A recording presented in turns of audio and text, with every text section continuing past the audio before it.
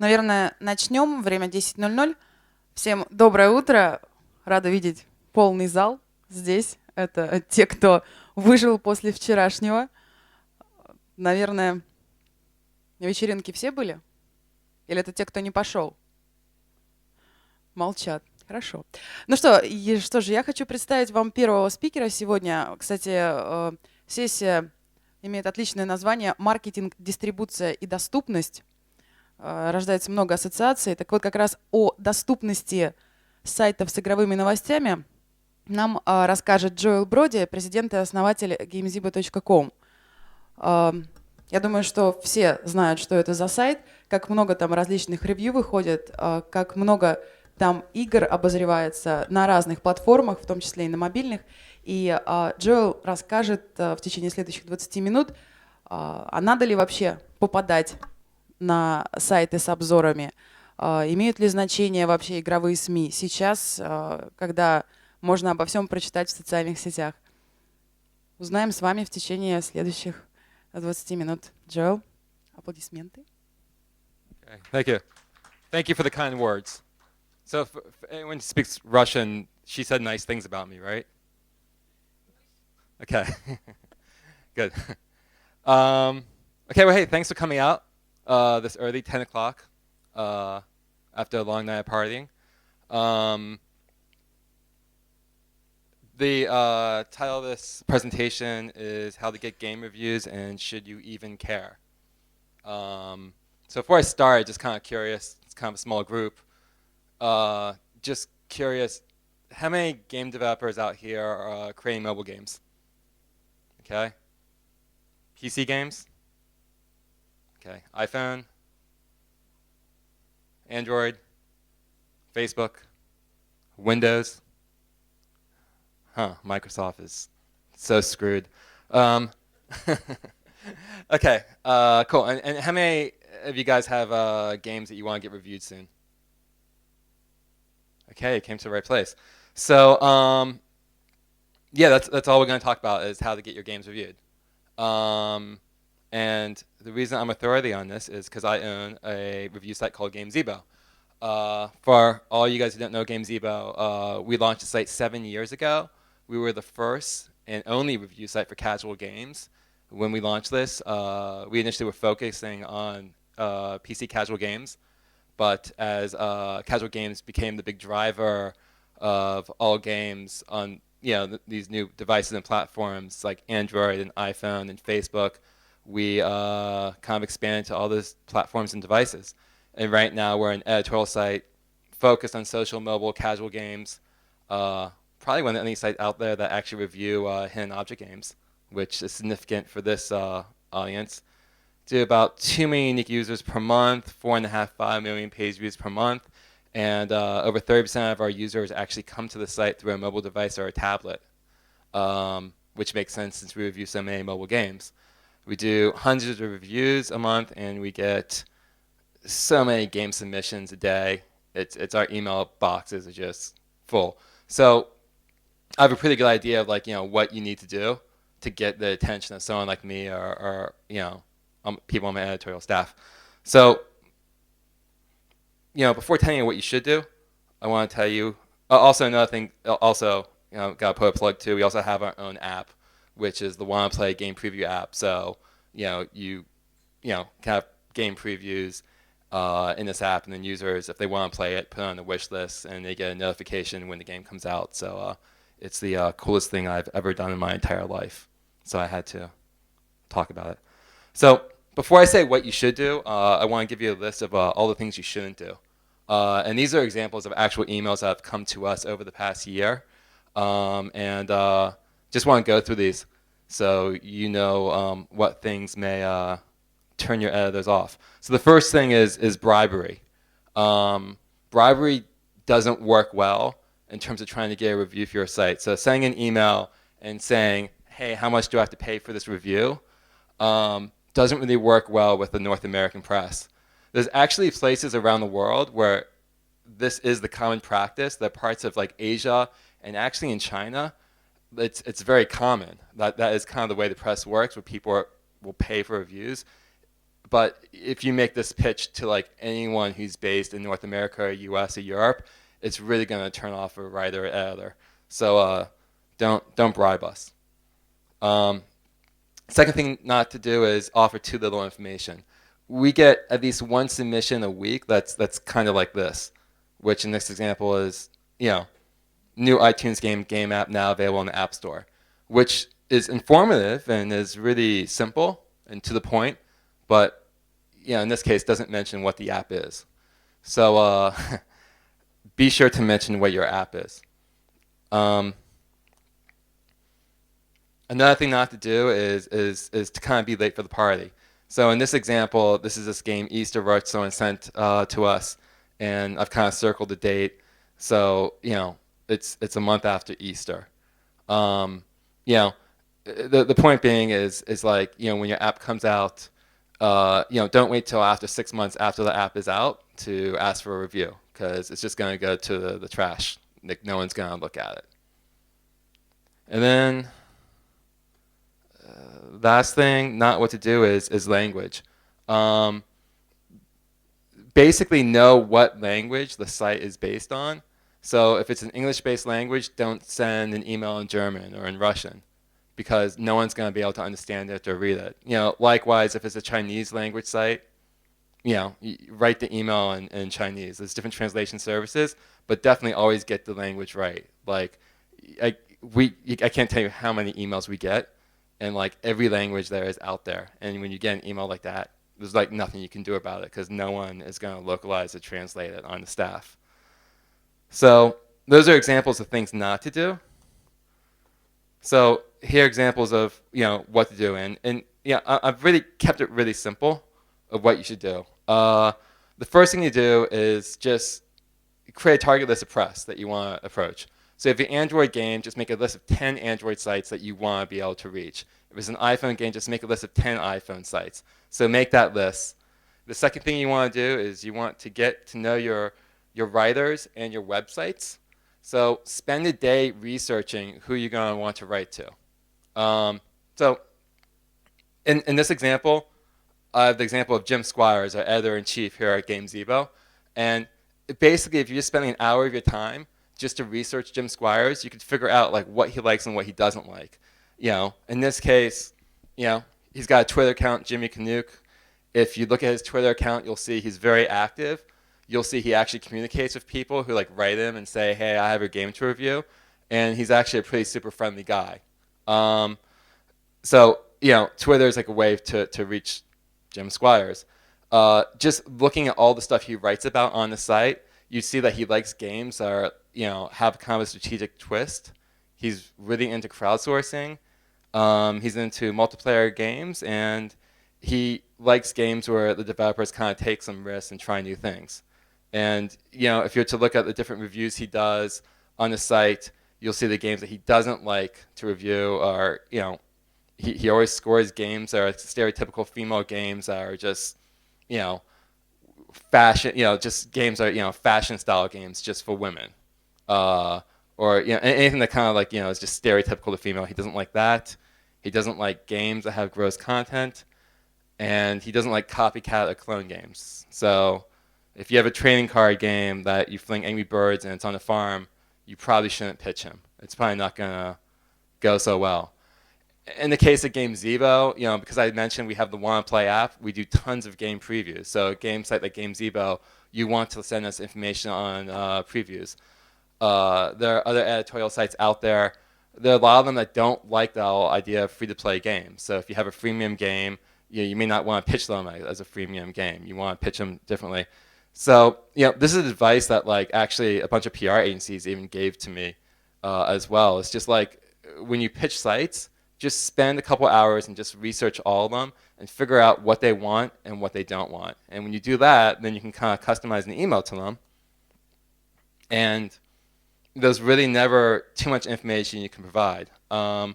I'd say before the game launches, it definitely makes sense to send an email, just kind of like a pre-launch email, just saying, hey, this game's coming out. We've submitted to Apple. It's going to come out in a couple weeks. As I mentioned, in the case of Gamezebo and a lot of sites, we like previews. So, we'd want you to like give us screenshots of the game before it comes out to do a preview. When the game is launching or is ready to launch, just a very simple email with game information, screenshots, either attached or like as a drop, like a Dropbox link, video, whether it's a link in YouTube, if it's a relevant a review code, if it's not free to play game, just whatever simple things you can provide to an editor or writer, just get it all in one email and just really quick and simple. You don't have to brag about the game and say this is the greatest game in the world, this is that, but just a really quick, simple email where you're basically like helping us help you, like make it as easy as possible to review your game. And then, and that's pretty much it. That's pretty much what we need to do review.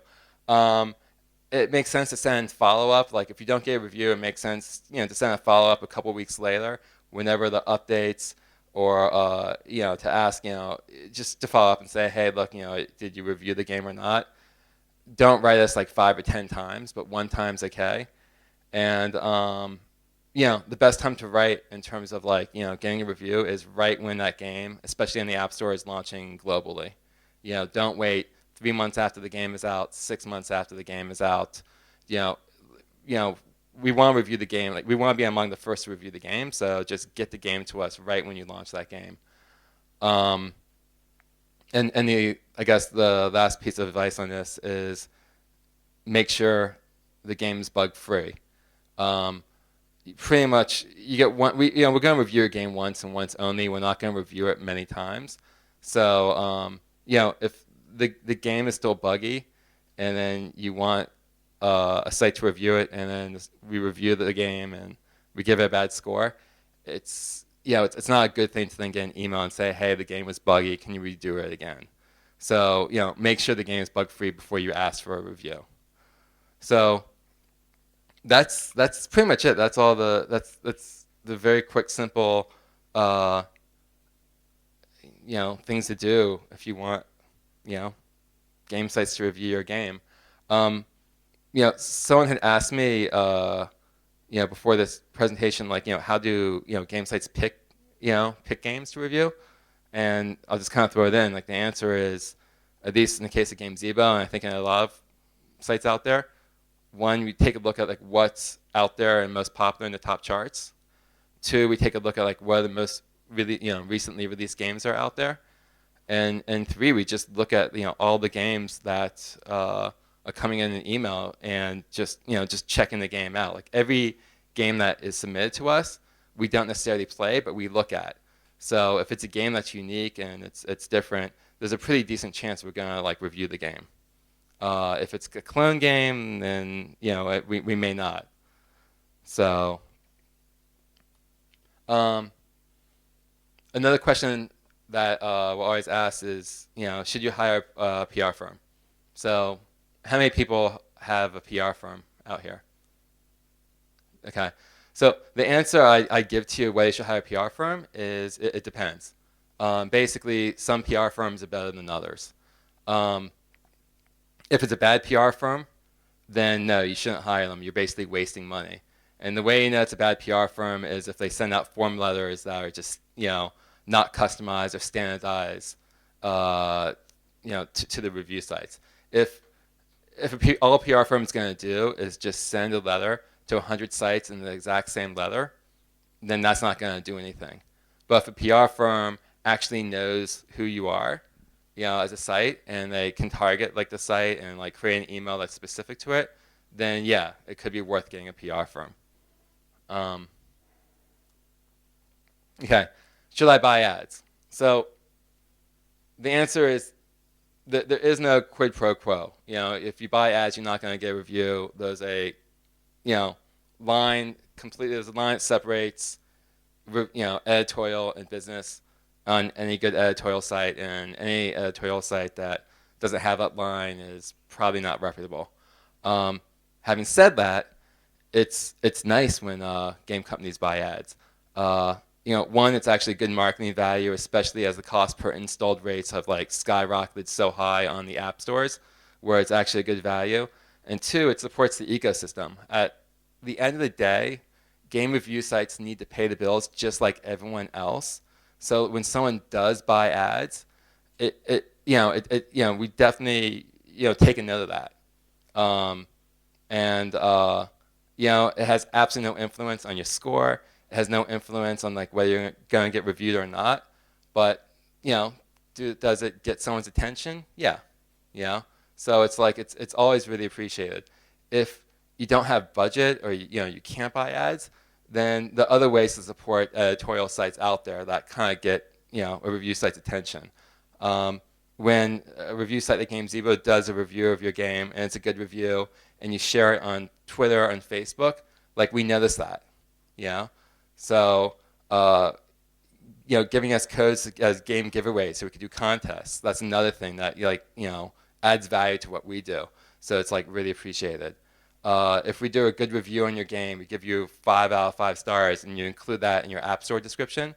Like that's another thing. It's one of those deals where it's like if we're going to go out, if you submit a review to us, we review your game, and then we see that you kind of like supported us back by like spreading that review out there.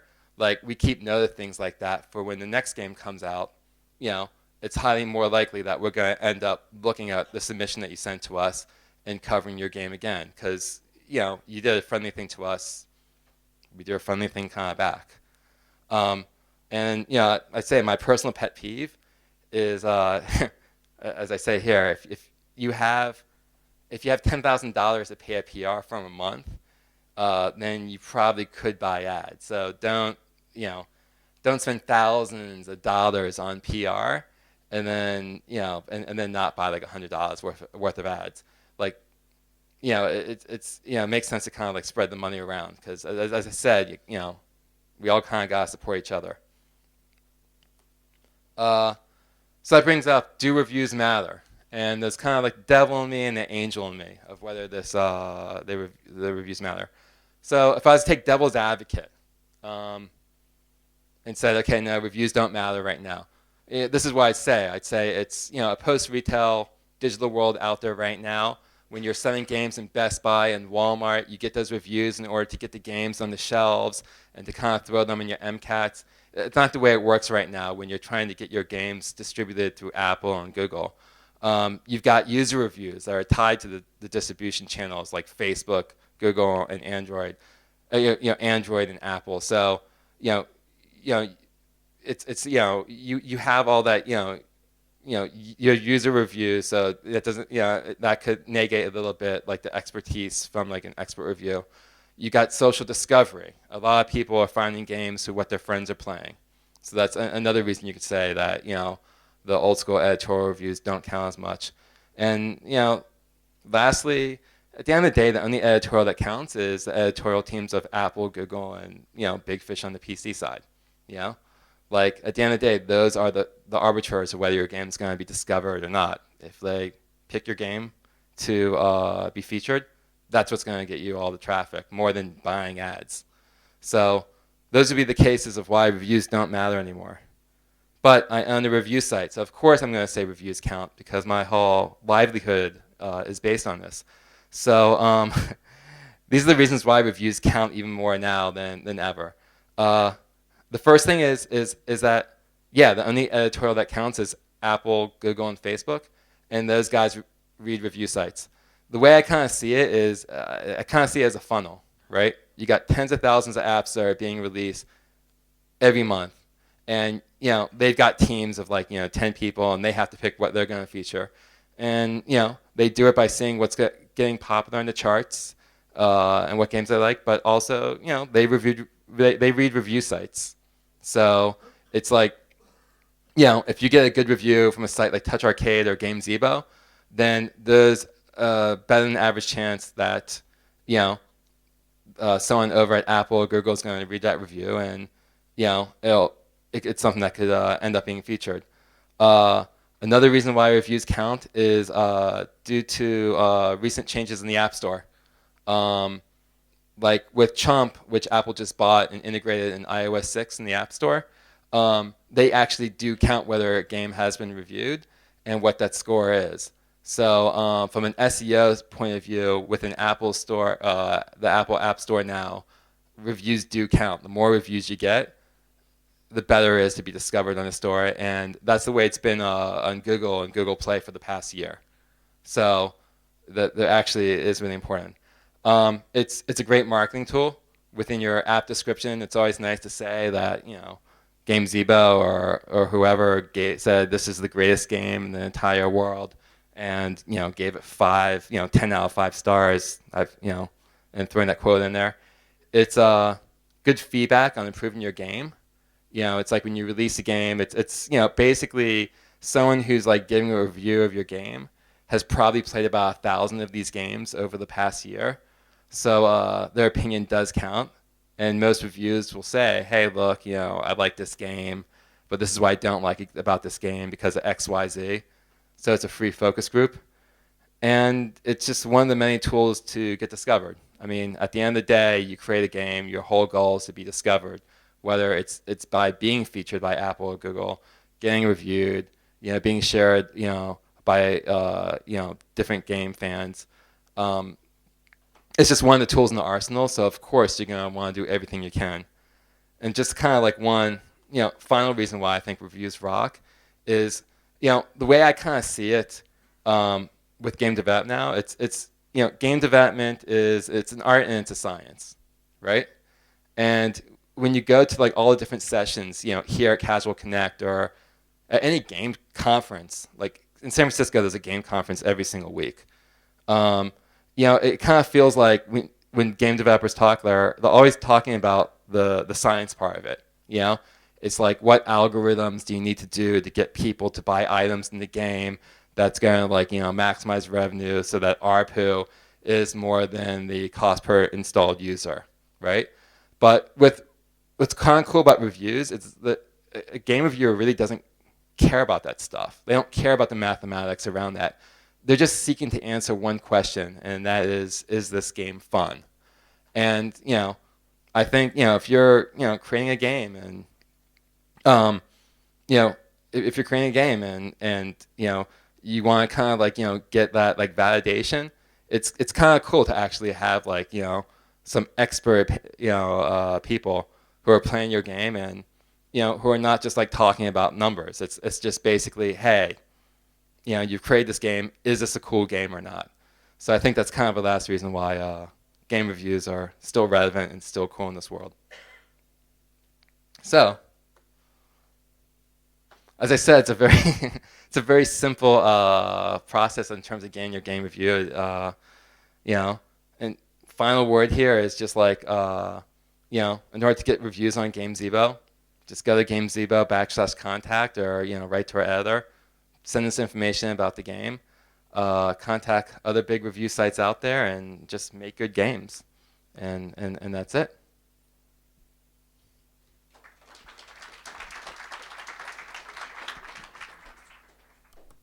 Thank you very much. Есть у кого-нибудь вопросы? У нас есть время для пары вопросов. Есть. Okay.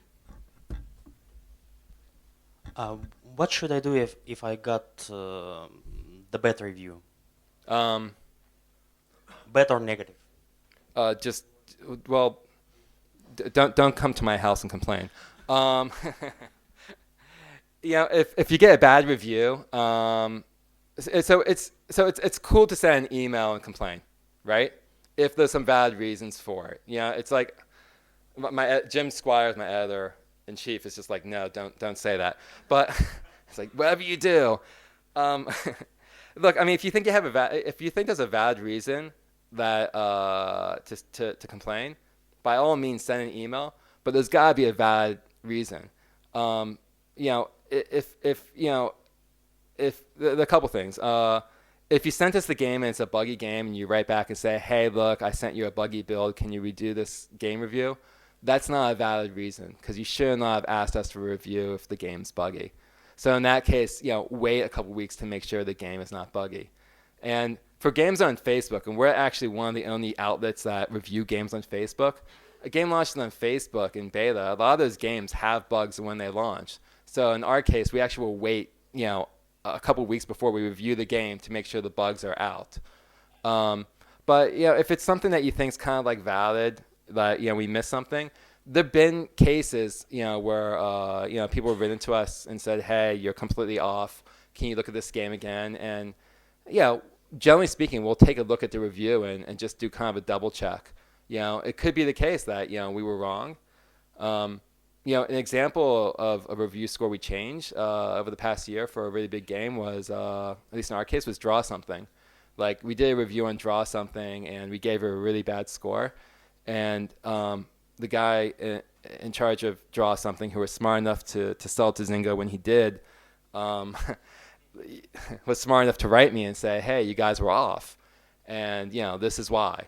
And I huddled with the team, and I kind of looked at it, and we were like, "Okay, well, 10 million people have been playing this game in the past couple weeks, so let's just do a double check on this." And when we did, it turned out our review completely missed the whole point of that game. Like, we kind of, which was that it's a much funner game to play with friends, and we're focusing on just matching with strangers. That's kind of how that works. So as I said, it's okay to complain, but if it's one of those deals where it's like you're just upset that's a bad review because you disagree with us, or like we gave a bad score, then that probably won't change anything.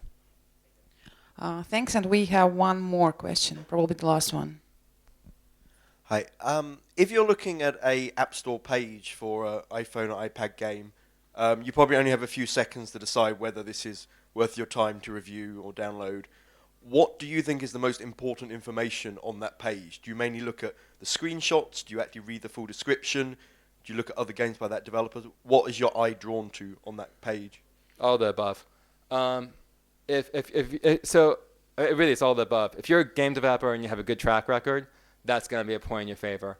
If the game has good screenshots, that's going to be a point in your favor. Video. Create a video. Send us a link to the video. That's probably the best thing you can do. Description. Look, I mean, I'm not going to surprise anyone by saying this, but people who are like excel at game development are not necessarily the greatest writers in the world. So that's not necessarily going to be a negative if you can't write poetry like Shakespeare to describe your game. So I'd say let the visuals, let the video kind of do its work. I mean, really, in terms of like the other deciding factors, it's as I said, track record. If it's coming from what else? If it's, at least in the case of Gamezebo, we actually will give like I guess a point in your favor if like there is something unique about the game. It's like the deal is when you review like hundreds and thousands of these games, is that cloning does happen. It's like you get one game like Draw Something, and next thing you know, you have 1,000 Draw Somethings come in, or hidden object games. Like, we reviewed thousands of hidden object games. I mean, it's heresy to say some of them are the exact same thing. So it's like when you see something new and something that's a little different or a little out there, at least in our case, that's gonna like basically be one of the deciding factors of whether we're gonna review that game or not. Thank you very much, Joel. Let's thank him.